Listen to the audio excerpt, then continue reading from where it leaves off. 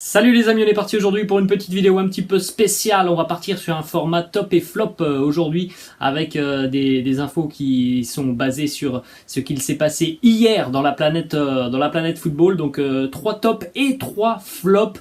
Vous pouvez me laisser évidemment en commentaire votre avis par rapport à ce format de vidéo. Nous, on est parti évidemment avec la prestation exceptionnelle de Kevin De Bruyne hier, puissance 4, Kevin De Bruyne, auteur d'un quadruplé lors de la victoire de Manchester City, 5 buts à 1 du côté de Wolverhampton, prestation incroyable pour l'international belge, 4 buts hier dans un match évidemment qui était très important dans la course au titre. Il avait déjà inscrit donc un triplé au bout de 25 minutes de jeu. Le 4e but est intervenu en seconde mi-temps. Kevin De Bruyne qui est impliqué maintenant dans 201 buts depuis qu'il est arrivé du côté de Manchester City. 201 buts sur 305 matchs. Toutes compétitions confondues, 85 buts, 116 passes décisives.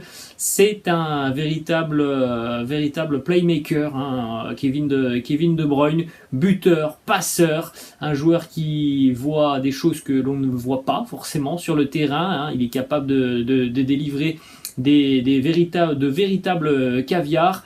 Il a véritablement aussi un pied qui est soyeux, parce qu'il est capable de frapper de loin. C'est un finisseur aussi hors pair, c'est quelqu'un de très très précis dans ses passes mais aussi dans la finition. C'est également cette saison la meilleure saison de sa carrière à Kevin De Bruyne avec 18 buts inscrits, toutes compétitions confondues, du côté de Manchester City. On va continuer les amis avec le deuxième top de la soirée de la veille. Le nouveau titre de champion pour l'Ajax Amsterdam, le 36e titre de champion de l'Ajax Amsterdam. Hier, les hommes d'Erik ten Hag se sont imposés face à Heerenveen sur le score de 5 buts à 0. L'Ajax est donc sacré une nouvelle fois dans son pays, aux Pays-Bas. L'Ajax qui compte 4 points d'avance sur le PSV Eindhoven. Il ne reste plus qu'une journée à jouer, encore une fois. Une saison plus qu'aboutie du côté de l'Ajax, où on frôle actuellement les 100 buts inscrits en championnat. On n'en est pas très très loin.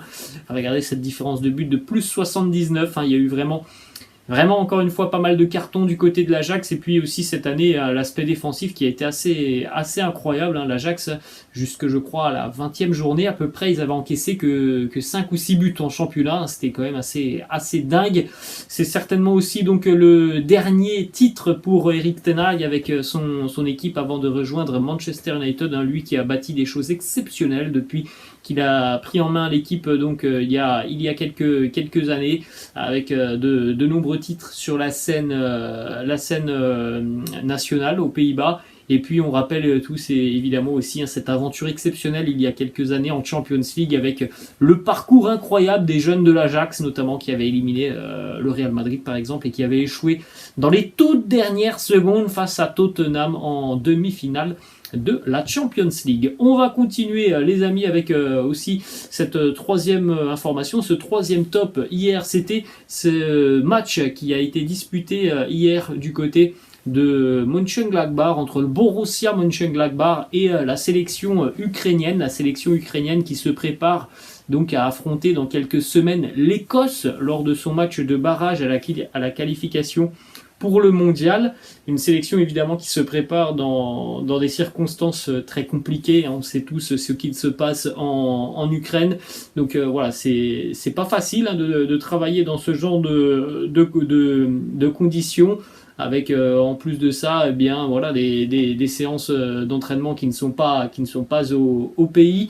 C'est pas facile. Et hier le Borussia Mönchengladbach avait invité donc cette équipe et la sélection ukrainienne à disputer ce match. Ça s'est soldé sur une victoire de l'équipe nationale ukrainienne sur le score de 2 buts à 1, avec évidemment aussi tous les fonds qui ont été récoltés durant cette rencontre, qui vont être envoyés à des associations, en Ukraine. On va poursuivre les amis du côté des flops maintenant. Alors premier flop c'est en Ligue 1, c'est absolument scandaleux et honteux ce qui s'est passé hier du côté de l'Alliance Riviera de Nice où l'OGC Nice recevait hier l'AS Saint-Étienne. Donc c'est un match qui intervenait 4 jours après la finale de la Coupe de France perdue par l'OGC Nice face à Nantes, et hier malheureusement en tribune du côté de Nice.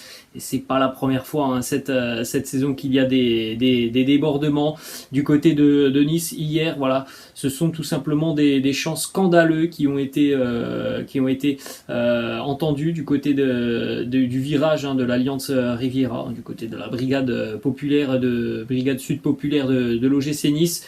Voilà les chants qui ont été entendus à l'encontre d'Emiliano Sala, joueur hein, qui avait perdu la vie dans un terrible accident d'avion lors de son transfert de Nantes vers Cardiff.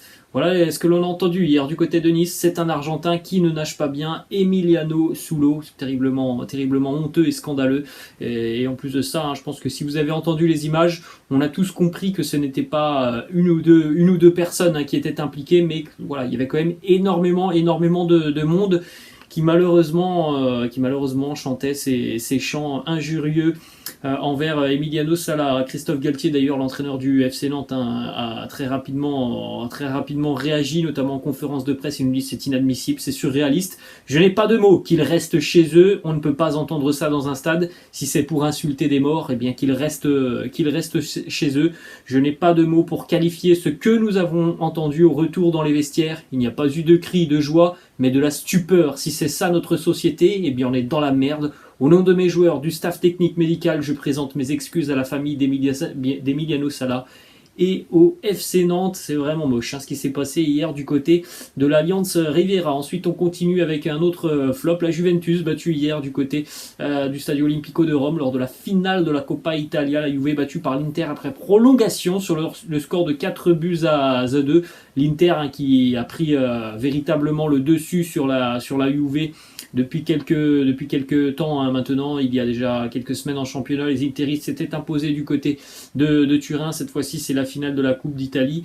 Et surtout du côté de la Juventus, c'est que voilà, il n'y aura pas de titre cette saison pour la Juve, une saison blanche pour les Turinois. Ça n'était plus arrivé depuis 10 ans à la Juventus, qui ne sera pas championne d'Italie, qui a donc perdu la Coupe d'Italie, qui a perdu aussi la Super Coupe d'Italie et qui a été éliminée en Ligue des Champions. Aucun titre pour la Juventus cette année. Et on va terminer les amis avec ce dernier flop. C'était hier le match entre l'OGC Nice et l'AS Saint-Étienne. Évidemment le flop c'est l'AS Saint-Étienne. Encore une fois cette année, les Verts qui ont coulé. Saint-Étienne qui menait pourtant 2-0 dans cette rencontre à la mi-temps et qui au final est battu 4-2. Le maintien s'éloigne encore plus pour la SSE, qui pour le moment est toujours barragiste, hein, c'est ça le positif pour l'AS Saint-Étienne, mais en tout cas le maintien direct s'éloigne pour les Verts. Et hier, hein, quand même, Saint-Étienne a encore pris 4 buts. Il y a quelques semaines, c'était 6 à Lorient. 74 buts encaissés par Saint-Étienne cette saison en Ligue 1. C'est le pire total du club depuis 1946, 1947, 75 ans que Saint-Étienne n'avait pas encaissé autant de buts. Donc évidemment hein, c'est compliqué d'envisager un maintien dans ces circonstances du côté de l'AS Saint-Étienne. Voilà les amis, la fin de cette vidéo, j'espère que ça vous a plu. N'hésitez pas comme d'habitude à lâcher un petit pouce bleu, n'hésitez pas non plus à vous abonner à la chaine. Et moi je vous laisse et je vous dis à la prochaine, ciao.